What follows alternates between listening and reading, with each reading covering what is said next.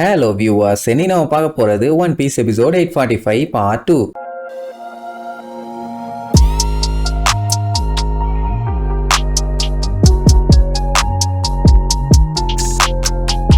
Open பண்ணா போன பாட்டுல பிக் மாம் கடுப்பாயி கத்திய வச்சு ஒரே போட்டா. அவ போட்டதுல ஒரு பெரிய சூறாவளியே உருவாகி எல்லாம் தெரிச்சிருவாங்க. லூஃபி மத்தவங்க எல்லாம் அவங்களால முடிஞ்சவங்க எல்லாம் காப்பாத்தி செட்டில் பண்ணிடுவாங்க. என்ன அவ போட்ட போர்ல அந்த போர்ஸ் செடியூசிங் ஃபாரஸ்டையே தாண்டி கடலுக்கே போயிருச்சு. அப்ப எந்த அளவுக்கு கொலவெறித்தனமா அட்டாக் பண்ணிருக்கான்னு பாருங்க. இப்படி அட்டாக் பண்ணிட்டு எனக்கு வெட்டிங் கேக் வேணும், எங்கடா என் கேக்குன்னு தான் கேப்பா. லூஃபி பார்த்துட்டு ஷாக் ஆயிருவான். ஏன்னா இதே டெக்னிக்கை தான் ஜெயன்ஸும் யூஸ் பண்ணிருப்பாங்க. அந்த லிட்டில் கார்டன் ஐலாண்ட்ல இருந்து தப்பிக்கும் போது இடையில ஒரு மீன் வந்துச்சு.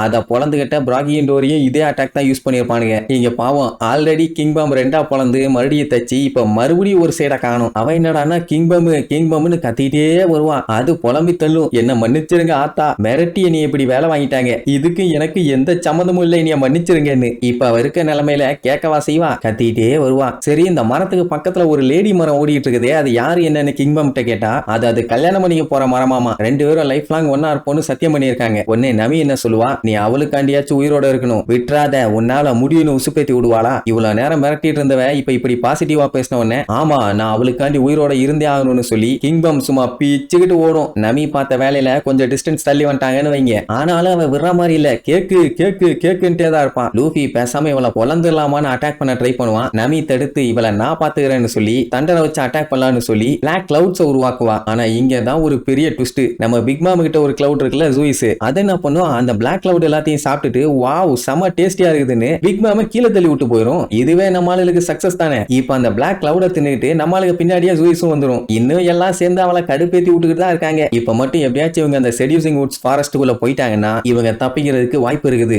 ஏன்னா கிங் பாம் தான் இந்த காட்டோட மாஸ்டர். அப்படி இருக்கும்போது மாஸ்டர் பேச்சை கேட்டுதான் மத்த ட்ரீஸ் எல்லாமே நடக்கும். இந்த சான்ஸை யூஸ் பண்ணி பிக் மாம கண்ணா பின்னான்னு குழப்பி விட்டுட்டா இவங்க எஸ்கேப் ஆயிடலாம்ல. அதே மாதிரி தான் இந்த ட்ரீஸும் கிங் பாம் வந்துட்டு இருக்காருன்னு எல்லா மரமும் ஷாக்கா பார்த்துட்டு இருப்பாங்க. அது வழிய விடுங்க உடனே எல்லா மரமும் நகரும். நம்மளுக்கு கெத்தா சென்டர்ல போவாங்க. அதுவும் எப்படி, அதுங்க வழிய விட்டதுக்கு அப்புறம் ஸ்ட்ரெயிட்டா பார்த்தா கப்பல் தான் இருக்குது. இன்னும் கொஞ்சம் வேகமா போனாங்கன்னா போதும், சட்டு புட்டுன்னு கப்பலுக்கு போய் சேர்ந்துடலாம். நமி மாஸ்க் காட்டிட்டால. சரி, இப்ப அப்படியே கட் பண்ணி ஜெர்மா கிங்டம்ல காட்டுறாங்க. நிஜி ஒரு மீசக்காரனை திரிய விட்டான்ல, அசால்ட்டா அவனை காலி பண்ணிடுவான்னு பார்த்தா அவன் நீடில்ஸ் எல்லாம் வச்சு அட்டாக் பண்றான். பின்ன சும்மாவா ஒரு கூட்டத்துக்கு அவனை ஹெட்டா போட்டுருக்காங்க. ஆனா நிஜி சும்மா சரக்குன்னு போய் அட்டாக் பண்ணுவான். இப்படி இவங்க ரெண்டுத்துக்குள்ளயும் சண்டை வேற லெவல்ல போயிட்டு இருக்குன்னு வைங்க. அதே நேரம் யோஞ்சி அந்த ரிசர்ச் லேப்ல ஒருத்தன் கூட மாங்குன்னு சண்டை போட்டுட்டு இருப்பான். சொந்த செலவுல சூனிய வச்சுக்கிட்டு இப்ப படாத பாடு படுறானுங்க. என்ன இவனுங்க போற சண்டையில அங்க லேப்ல இருக்க கண்ணாடி பாட்டில்ஸ் எல்லாத்தையுமே உடைச்சு தள்ளிட்டு இருக்கானுங்க. என்னதான் வில்லப்பைய முக்குனாலும் யோஞ்சிய தடுக்கவும் முடியல, அவனை காலி பண்ணவும் முடியல. அவன் இவனை விட கொஞ்சம் ஃபாஸ்டா தான் இருக்கான். இவனுக்கு ரெண்டு பேரும் தம்பிங்க, அவனுங்களே அந்த பொழக்கிறானுங்கன்னா